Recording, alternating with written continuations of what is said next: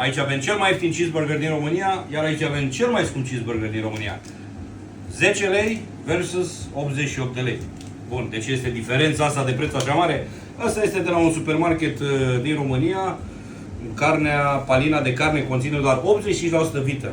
Lactat de potasiu, făină neapărat, și niște chestii monotrigliceride, ulei de rapiță. Foarte sănătos, da? Bun. Asta este, acest burger conține și ketchup-ul ăsta, care ei insistă să-l numească ketchup, la 10 lei. Asta este burgerul meu, cheeseburgerul meu, care este 88 de lei. Așa se prezintă. Bine, și pe ăsta l-am încălzit, da? Să nu credeți că că am fost golan și să nu-i dau grade. Oricum, atenție, TikTok-ul n-are gust, dar...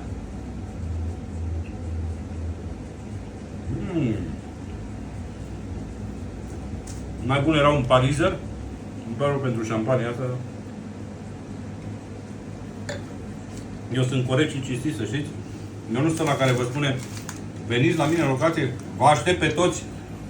Vă aștept aici, vă pup. Nu, nu am putut să vă aștept aici, pentru că locație e foarte mică la mine.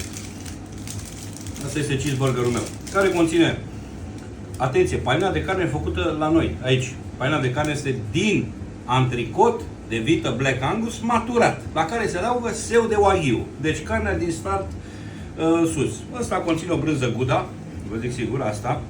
Burgerul nu se desface. Nu mai desfaceți burgerii. Când vă văd că începeți să desfaceți burgerii, nu se desface. E ca și mai desface o shawarma sau orice alt produs. Lasă-l așa cum e. Desface o mașină? Să vezi cât ia uita și mișto e mașina asta. Am și eu desfac. Nu. Asta e Gouda. Dar nu e cezar maturat. Iar chip la brioșă. Bun.